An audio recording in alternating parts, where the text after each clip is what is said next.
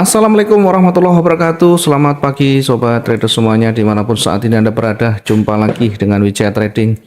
Pagi hari ini awal pekan di bulan Agustus ya. Di bulan Agustus 2024 ya. Awal pekan di pekan ke berapa ini? Ketiga ya.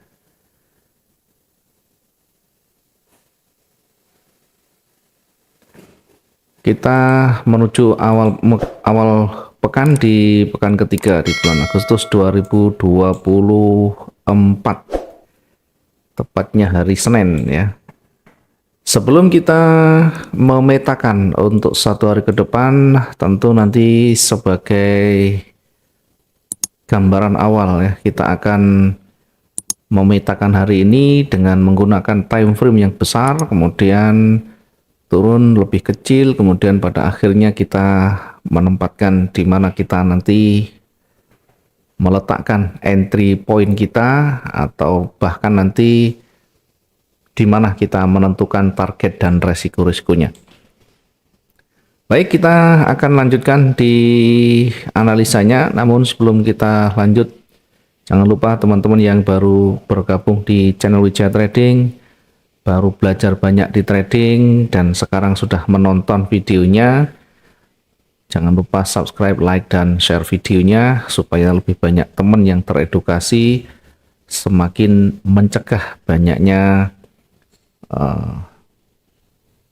trader-trader baru yang bisa berpeluang MC ya, dengan banyak mempelajari tekniknya, dengan banyak mempelajari ilmunya, tentu akan lebih mengurangi ya tingkat-tingkat kebangkrutan di sana ya. Pelajari dengan baik dan jangan nekat sebelum betul-betul memahami.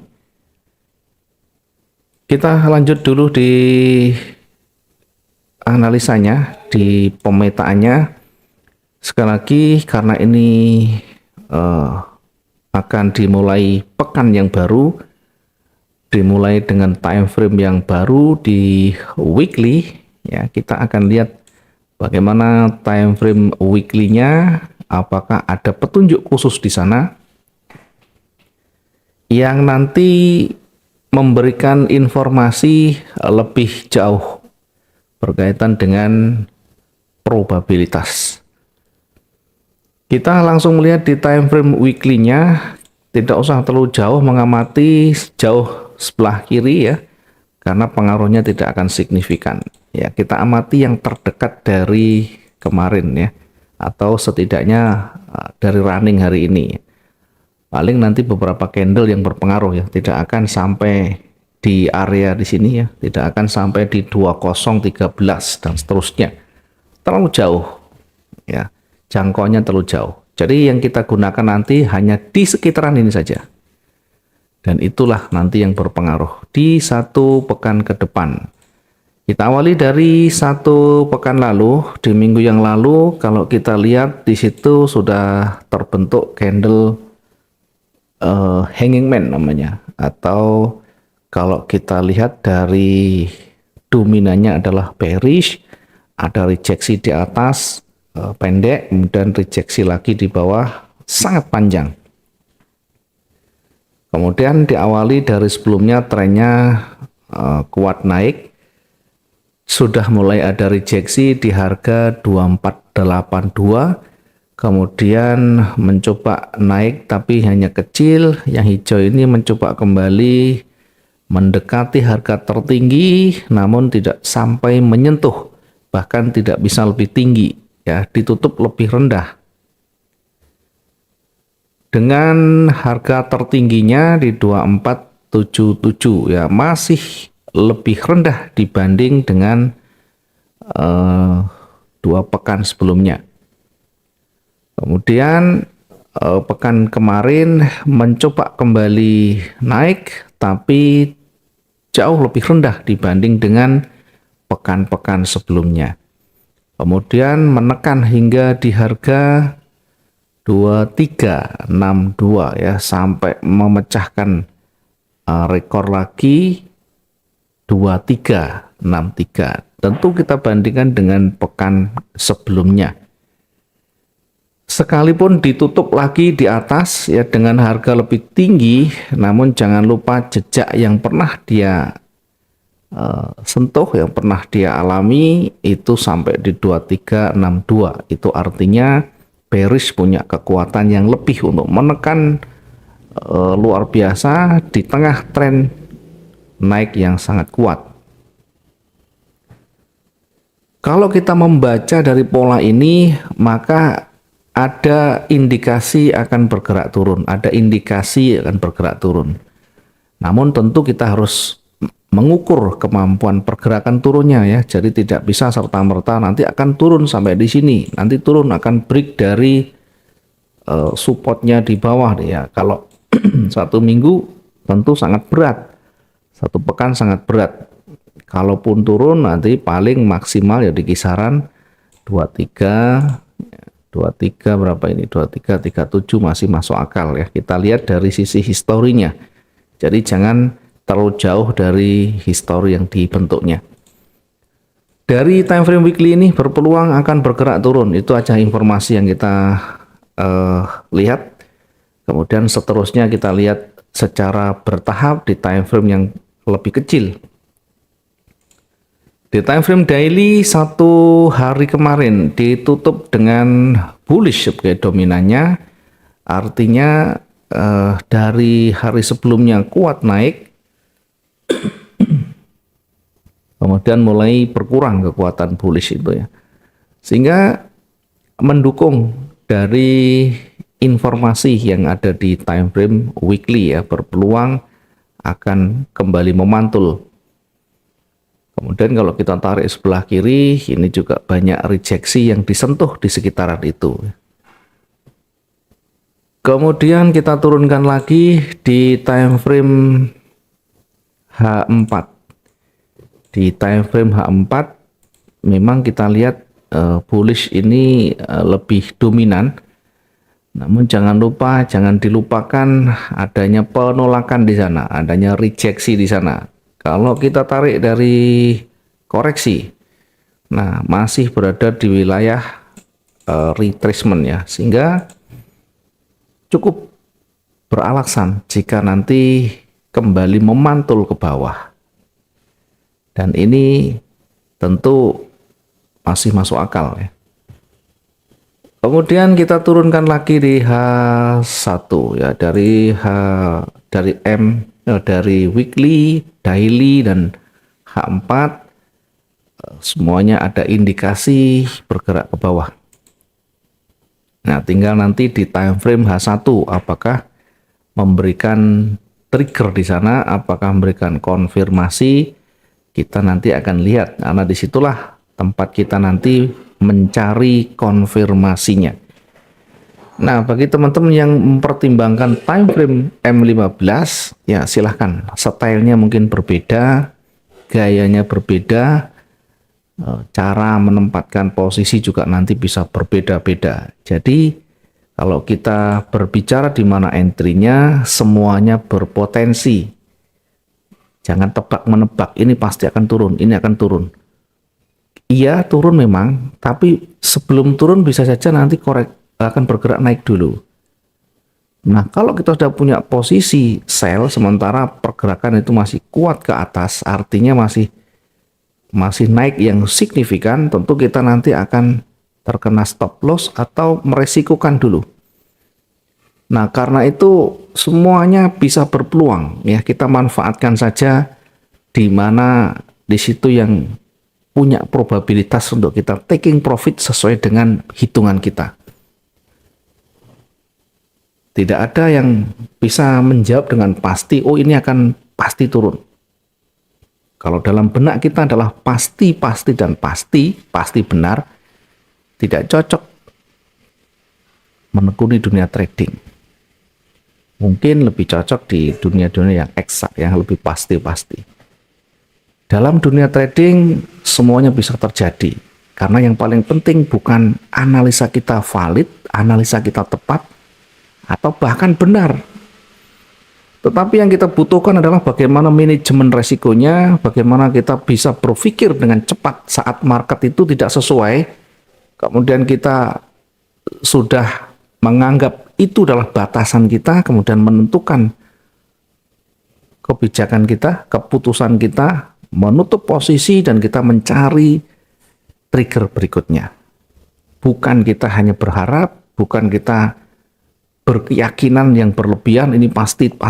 Begitu kita kena sell, marketnya naik, yang ada kalau kita tidak siapkan semuanya mesti bertahan, menunggu. Nah, coba teman-teman berpikir sampai di sana, saya ini masih di posisi yang mana? Kalau masih di posisi itu, maka perbanyak latihan lagi. Jangan dilanjutkan ya, saya pastikan nanti akan bergelimpangan di jalan, tidak akan sampai pada tujuannya, yaitu kita bisa konsisten di sana. Setidaknya konsisten yang kita maksud bukan berarti satu hari profit 2%, 1%, bukan begitu. Bahkan satu hari itu bisa rugi, 2 hari bisa rugi. Karena ukuran yang kita gunakan adalah periode tertentu yang kita ambil, misalkan 1 bulan, 1 minggu, 3 bulan dan seterusnya. Semuanya punya ukuran untuk periodenya. Misalnya saya mengukur 1 bulan, dalam 1 minggu itu gagal terus tidak masalah. Yang penting kumulatifnya dalam 1 periode itu masih profit. Itu namanya konsisten, berturut-turut masih bisa profit. Apakah itu turun, naik, lebih rendah lagi, lebih tinggi lagi, tidak menjadi patokan ya, karena pasar itu tidak bisa diperkirakan dengan pasti. Ada kalanya datar kecil begini, ada kalanya panjang ke atas, ada kalanya panjang ke bawah. Jadi yang kita maksud dengan konsisten itu bukan tiap hari harus dapat terus, bukan. Satu periode yang kita gunakan itu ada kecenderungan untuk masih bisa kita dapatkan target kita. Oke, kita kembali ke H1 lagi. Kita akan memulai dengan menarik garis penting dulu atau area pentingnya. Di atas dulu kita tandai, kemudian di atasnya lagi kita tandai, kemudian karena di atas ini ada resisten, maka kita simulasikan dulu. Yang pertama, karena kecenderungan naik, kita ikuti dulu alurnya. Nah, kemudian sampailah pada area resisten di situ. Maka resisten ini digunakan untuk menguji kekuatan bullish. Nah, sekarang di posisi retest, hati-hati di posisi retest ini kalau nanti tidak bisa break dengan maksimal, artinya tidak ada pergerakan signifikan ke bawah, maka struktur ini masih mengarah ke atas. Ya, masih mengarah ke atas, terlepas dari tadi di weekly, daily, dan H4. Kita melihat yang ada sekarang yang terdekat. Ya, karena tidak bisa dipungkiri kalau nanti misalnya secara struktur atau secara perkiraan di time frame yang besar itu mengarah ke bawah, tapi kalau tidak ada petunjuk maka kita ikuti dulu. Nah, kira-kira akan seperti ini. Kalau nanti dia bergerak naik, ya bergerak naik dan melewati atau ditutup lebih tinggi dari resisten, maka akan break di sana dan bergerak koreksi atau retest. Diingat nanti resisten ini jadi support, ini juga nanti menguji kekuatan bearish. Kalau dia tidak mampu break, maka akan kembali naik begini. Ya, perhatikan yang saya sampaikan penjelasannya, jangan dilihat dari sisi angka, jangan dilihat hanya dari sisi grafiknya. Karena kalau kita hanya melihat dari sisi chartnya yang tidak bergerak, ya tentu nanti bisa salah dalam memahami. Maka belajar kita melihat secara utuh dari sisi chart dan penjelasannya. Sekali lagi syarat itu akan terpenuhi naik ketika dia melewati dari resistennya. Kemudian di atas juga ada resisten diuji di sana. Apakah dia ditutup lebih tinggi atau memantul? Ya kalau memantul tentu nanti akan ada tanda-tanda dia berbalik. Dan seterusnya. sampai betul-betul kita menemukan strukturnya kemana, triggernya apa, baru kita menempatkan entry point kita. Terlepas dari yang kita analisakan itu cocok atau tidak cocok, maka kira-kira seperti itu simulasinya. Nah, tentu setiap trader kan punya kebijakan masing-masing, punya plan masing-masing. Bisa jadi menggunakan teknik yang lain, bisa jadi menggunakan perhitungan yang lain. Nah, simulasi kedua, jika di resisten tidak bisa break yang di atas, maka bisa kembali memantul dan menembus support lagi. Bahkan di support ini, kalau dia nanti ternyata tidak ditutup lebih rendah, maka bisa mantul ya. Sebaliknya kalau ditutup lebih rendah, maka akan kira-kira begini ya, akan bergerak kembali turun. Kemudian di sisi sebelah kiri itu ada support, jangan lupa nanti diuji di situ apakah mampu ditutup lebih rendah atau tidak. Ya, ini kembali syarat harus terpenuhi. Kalau tidak mampu ditutup lebih rendah, maka akan coba naik. Di atas ada resisten, harus diuji lagi. Kalau dia tidak mampu break, maka akan kembali turun jauh lebih rendah. Ya, kira-kira seperti ini. Satu hari ini kira-kira berapa range-nya atau daily range-nya? Ya, kita perkirakan hari ini akan berada di kisaran berapa ini ya?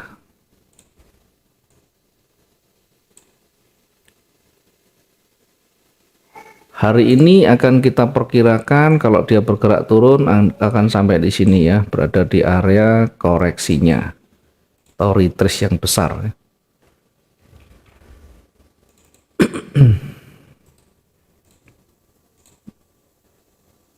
Kemudian kalau dia bergerak naik, kita perkirakan akan sampai di mana ini, di ujungnya di sini ya, banyak disentuh. Itu dulu untuk perkiraan dulu, untuk memetakan area-area pentingnya. Tinggal nanti kita menempatkan entry point-nya ya. Silakan disesuaikan. Boleh kita menunggu candle-candle terbentuk sehingga ada petunjuk di sana, atau kita bisa menggunakan pending di awal ya. Karena akan bergerak naik, kita bisa menempatkan posisi di atas ya. Sangat berisiko kita menempatkan di bawah meskipun ada peluangnya, tapi lebih baik kita tempatkan di sana ya. Buy-nya agak jauh tidak apa-apa. Di 2438.43. Kemudian targetnya 2445 itu yang pertama, kemudian yang kedua kita targetkan kembali mendekati area resisten.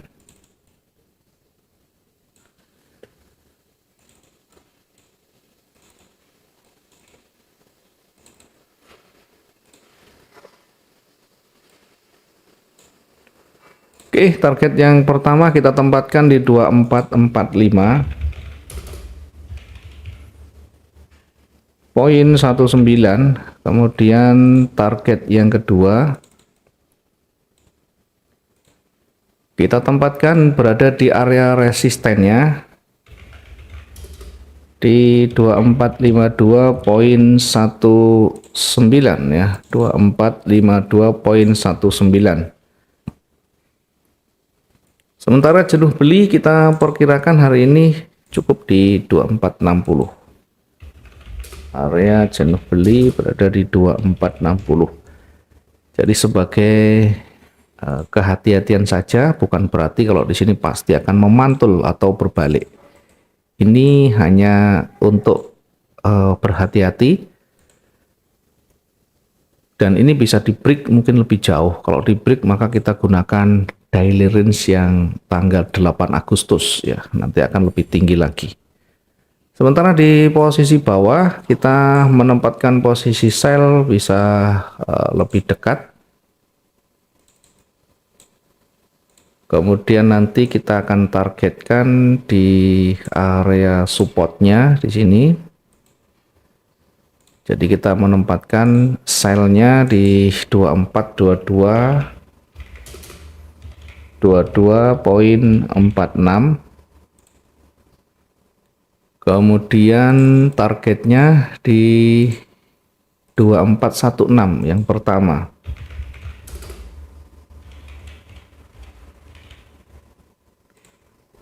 Kemudian jika ditutup lebih rendah, jika masih kuat dia bergerak turun, momentum yang muncul di sana, maka kita akan kembali targetkan ya, mendekati area pentingnya di sana, mendekati area koreksi, area retrace-nya.